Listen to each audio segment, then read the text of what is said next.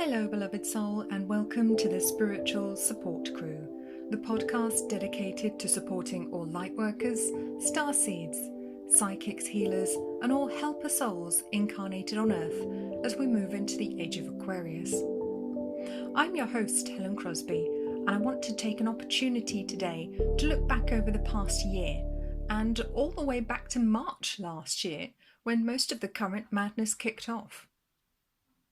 As you've probably heard me say many times, we're in a very transformative age right now, one where humanity is literally evolving on an energetic level, awakening to higher levels of consciousness, acquiring wisdom and knowledge that most of us have been ignorant of for centuries. This is actually a very powerful time in our collective history, as demonstrated by how many souls there are on Earth at this time.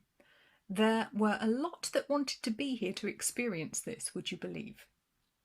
It's absolutely no coincidence that our world population is at an all-time high, as far as our records know anyway.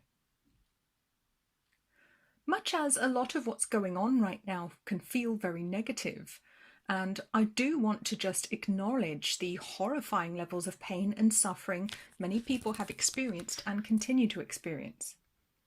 But the point of this podcast today isn't to have a pity party or to bring you all down by reminding you about the terrible things that have happened over the past 12 months.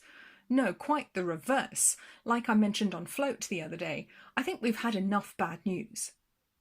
No, today we're going to take a look at what we've achieved, how far we've come, and keep those fires of hope, positivity, and optimism burning within us. Or perhaps fan the flames if you've been struggling lately. In many ways, this is a time for celebration, even though it really doesn't feel like it. But each day I see or learn something new, which brings me another piece of confirmation that we are indeed moving in the right overall direction. Many systems, institutions, our entire way of life seems to be toppling like the archetypal tower from the tarot, being struck by lightning, bricks being smashed or exploding, going up in flames, and on the image of the card there are actually two people being thrown from it, completely helpless and falling headfirst towards the ground, powerless to do anything about it. This powerful imagery from the 16th card of the Major Arcana depicts quite succinctly much of what's happening in the world right now. Now, anyone with any sort of knowledge of the tarot will instantly recognise that this is not a happy or positive card to come across. Your house is literally being blown up and there's nothing you can do about it. It's also interesting to note that I am recording this podcast on the 16th of April, so the number 16 really wants to be noticed here. That's some nice synchronicity going on.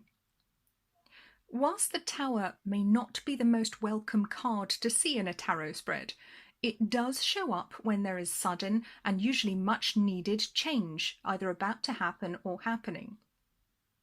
Its destructive energy forces us to reassess our lives, our relationships, whatever we've been resisting looking at that isn't working anymore. It can give us a timely wake-up call and force us to make different and hopefully better choices. And this is the energy that I've witnessed over the past year and still ongoing into this year too. Terrible destruction of people's lives, businesses, the economy, health systems, the infrastructures that we took for granted are literally being dismantled, nay smashed to bits, and there seems to be very little we can do to stop it. Now, you can't resist the Tower's energy. It's a very powerful, destructive force. But at the same time, it's necessary because it brings the opportunity to rebuild, to create something new and better. Its destruction heralds the opportunity to create a new world. Numerology teaches us that each number holds some of the energy of the numbers that preceded and follow it. And in the Major Arcana, the Tower is preceded by card number 15, the Devil. This ominously named card again, isn't the happiest or most positive image to see either. But an important part of the Devil card's message is that we have choice whether to turn to the dark or the light, whether to be an angel or a devil, whether to be a slave to our basic instincts to be controlled by lust, fear, laziness, etc. The devil will tempt you, but ultimately the choice is yours. So the tower is going to come afterwards and smash everything up anyway, but we don't have to rebuild in the devil's image. We get to choose who we want to be.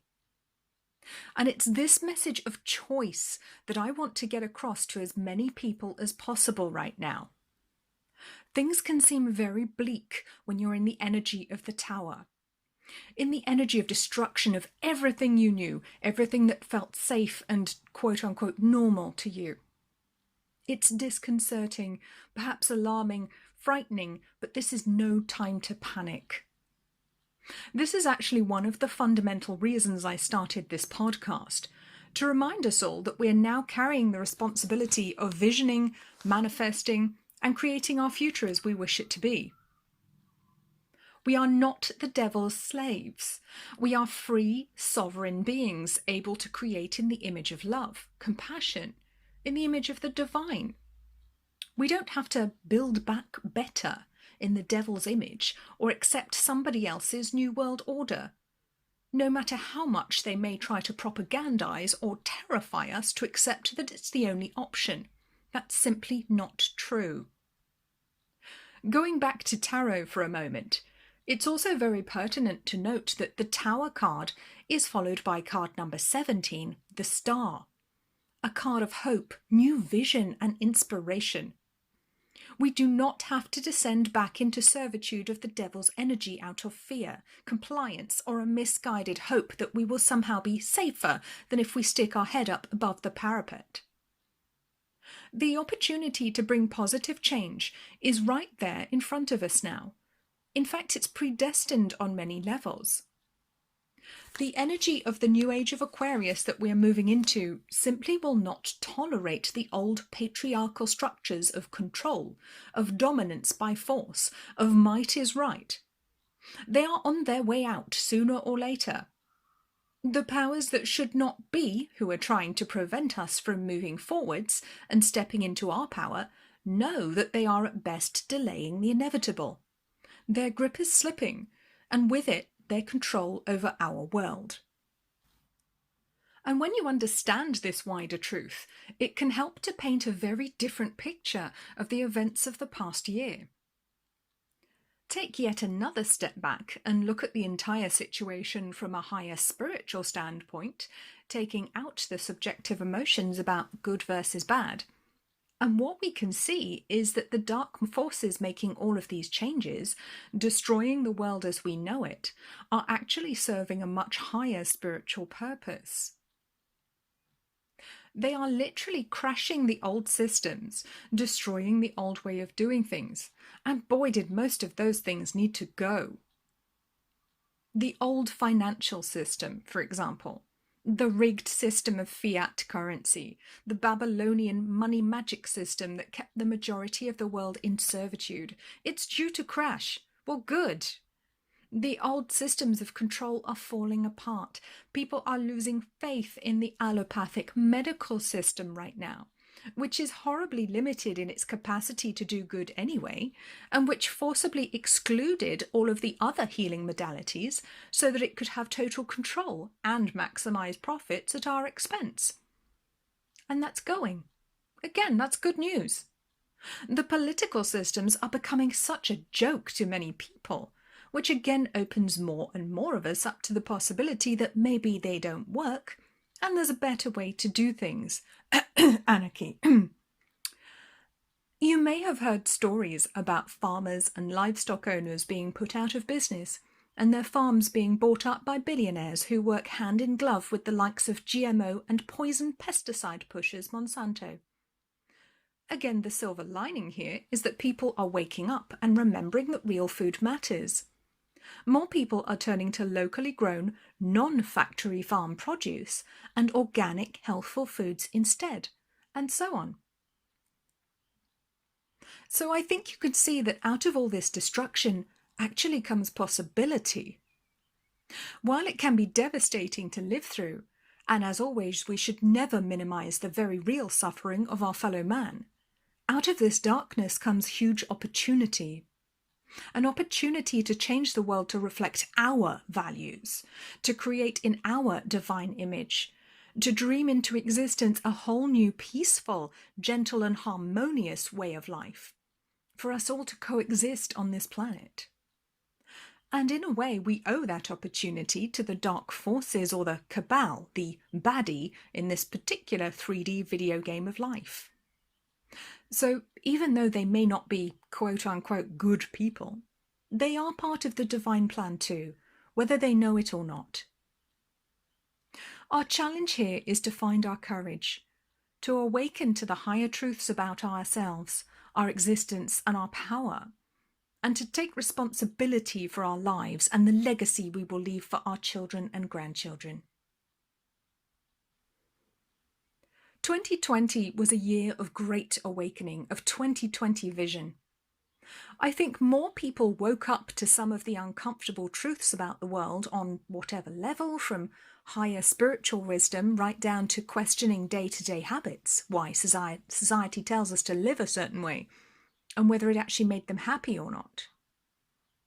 I heard from so many people that they actually enjoyed lockdown on some level, because they were excused from having to take part in the rat race, in the daily grind of getting up, going to work, coming home, feeling exhausted, living for the weekend, or maybe enjoying the odd package holiday in the sun if they're lucky. Many have come to realize that they don't want to go back to that. They don't want to go back to the old ways of how things were. And there is a strong desire rippling through our population as a result to find a new way to be. And that should give you great hope. People want change for the better, and more they are realizing their own power, becoming conscious of their own agency and taking responsibility for their choices. Of course, this is far from the majority of people just yet, and some are going to resist the new energy for as long as they can. Because not everyone came into this lifetime to be awakened. For some souls, it's going to take another lifetime or 200 before they get there, but that's okay. This is the nature of our world, our reality. It's all here for us to experience, for us to create, to discover, to explore. We are not powerless, and a whole new world of opportunity is opening up to us now that the metaphorical tower is falling to the ground. The takeaway here is that everything is far from lost. We're only just beginning. We don't have to acquiesce to the devil's demands, no matter how sharp his teeth or how pointy his trident looks.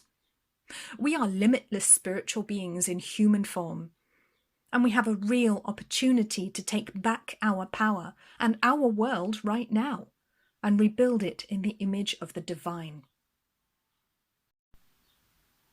And if that all sounds like too much work, and you're thinking that maybe you'll just go along with what everyone else is doing, then I must caution you.